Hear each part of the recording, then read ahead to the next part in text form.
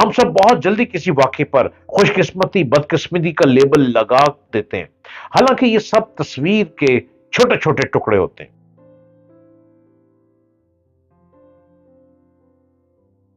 Hello, ہائے، السلام علیکم۔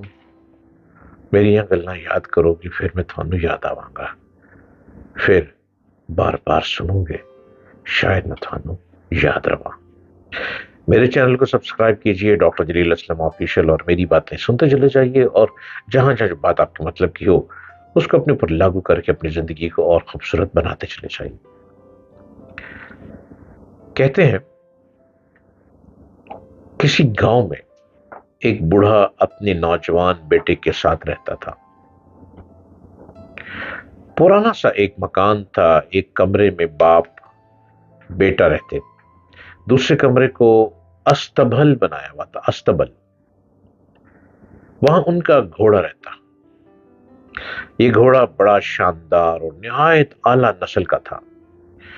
بہت پہلے بوڑھے کسان کے ہاتھ ایک گھوڑے کا بچہ لگا، اس نے باپ کی طرح اسے پالا، بڑا ہو کر اس گھوڑے کی خوبصورتی کی دھوم مچ گئی، دور دور سے لوگ اسے دیکھنے آتے۔ گاؤں کے رئیس نے اسے دیکھا تو پہلی نظر میں اس گھوڑے پہ دیوانہ ہو گیا۔ اس نے بوڑھے کو بلا کر منہ مانگی قیمت پیش کی۔ کسان نے معذرت کرتے ہوئے کہا کہ وہ گھوڑا نہیں، میرا بیٹا ہے، اپنی اولاد کو کوئی فروخت نہیں کرتا۔ اور بھی لوگوں نے خریدنے کی کوشش کی، سب ناکام رہے۔ گاؤں کے کچھ سمجھدار لوگوں نے بوڑھے کو سمجھایا کہ تم غریب آدمی ہو، ایسے اعلیٰ گھوڑے کو کتنی دیر تک سنبھال کر رکھ لو گے؟ اچھی قیمت مل رہی ہے، بیچ ڈالو، کہیں ایسا نہ ہو کہ کوئی یہ گھوڑا چرا کر لے جائے۔ ایسے ہر مشورے کے جواب میں وہ بابا جی مسکرا دیتے اور بس بات ختم ہو جاتی۔ ایک دن بوڑھا کسان اور اس کا بیٹا حسب معمول صبح اٹھے تو دیکھا کہ ساتھ والے کمرے کا دروازہ کھلا اور گھوڑا غائب۔ پریشان ہو کر آس پاس دیکھا مگر کوئی سراغ نہ ملا۔ بستی والوں کو پتہ چلا تو وہ افسوس کرنے آئے۔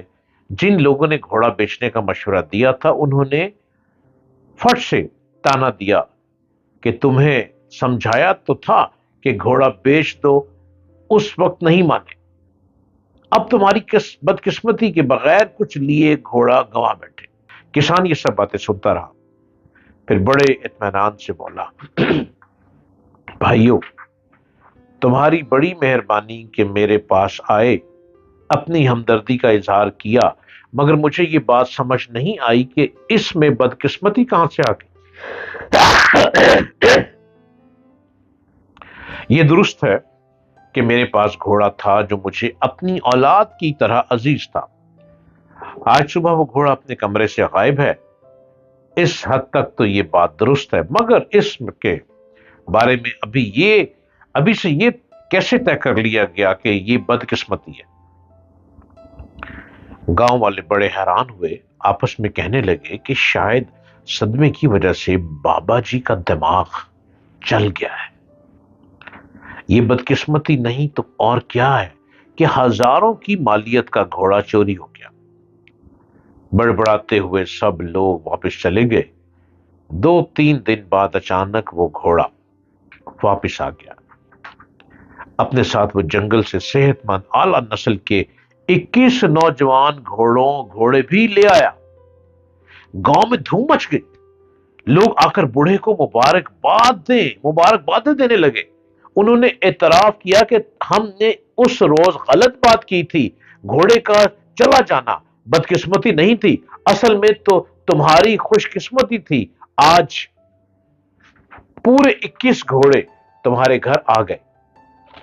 کسان نے حیرت سے یہ سب تبصرے سنے اور پھر کہا، بھائیو، مجھے ایک بار پھر تمہاری باتوں کی سمجھ نہیں آئی۔ میرا گھوڑا واپس آ گیا، یہ درست ہے کہ وہ 21 گھوڑے لے آیا ہے، مگر اس میں خوش قسمتی کی کیا بات ہے؟ गांव वाले ये सुनकर अपना सा मुंह लेकर रह गए। चंद दिन गुजर गए, किसान का बेटा उन जंगली घोड़ों को सुधारने की कोशिश में मसरूफ था। एक दिन एक सरकश घोड़े ने उसे ऐसी पटखी दी कि उसकी टांग ही टूट गई। तबीब ने देखा देखा भाला और 3 महीने के लिए बिस्तर पर आराम की हदायत की। एक बार फिर गांव उमड़ आया। हर एक ने बूढ़े के साथ हमदर्दी की। चंद एक ने साफ गोई के साथ एतराफ किया कि बाबा जी आप ही ठीक थे। इन 21 घोड़ों का आना खुशकिस्मती नहीं बल्कि दर हकीकत बदकिस्मती का इशारा था। आपका अकलौता सहारा नौजवान बेटा जख्मी हो गया। ना जाने इसकी टांग दुरुस्त तौर पर जुड़ती भी है या नहीं। आप बूढ़े आप बूढ़े बंदे हो, तमाम काम काज बेटा करता था, अब मुश्किल होगी। आपकी किस्मत खराब है कि ऐसा हो गया। बूढ़े किसान ने यह सुनकर ठंडी सांस भरी और कदरे झुंझलाहट के साथ कहा, यारो, हर वाकये में खुशकिस्मती या बदकिस्मती ना ढूंढ लिया करो। जो बात जितनी है उतनी ही बयान करो। इतनी इतनी कतईयत से कोई फैसला कुन राय ना दिया करो। इतने अथेंटिक तरीके से कोई फैसला कुन राय ना दिया करो।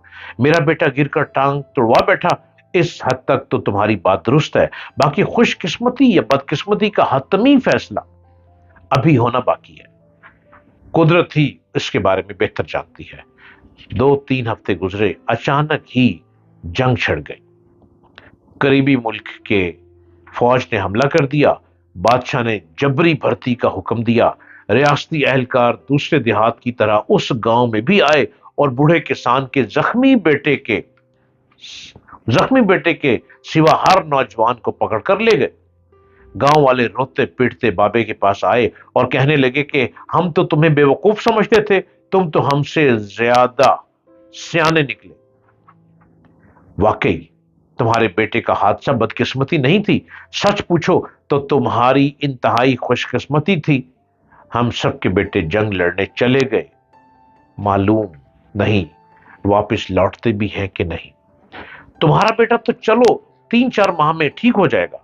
बूढ़े किसान के पास सिवाय सर पीटने के कोई चारा नहीं था। बेचारगी से उसने कहा, भाइयों, अगर तुम लोग असल बात को समझ लेते तो कभी इतना परेशान नहीं होते। हम सब बहुत जल्दी किसी वाक़े पर खुशकिस्मती बदकिस्मती का लेबल लगा देते हैं। हालांकि ये सब तस्वीर के छोटे छोटे टुकड़े होते हैं। हम में से किसी के पास मुकम्मल तस्वीर नहीं, तस्वीर का एक टुकड़ा ही होता है। उसी टुकड़े को हम मुकम्मल तस्वीर समझ लेते हैं। एक टुकड़ा कभी तस्वीर को दुरुस्त तरीके से बयान नहीं कर सकता, उसके रंग तक नहीं बता सकता। हमें हतमी राय देने की बजाय इंतजार करना चाहिए। जो वाकया हुआ है उसे इतना ही समझना और मानना चाहिए।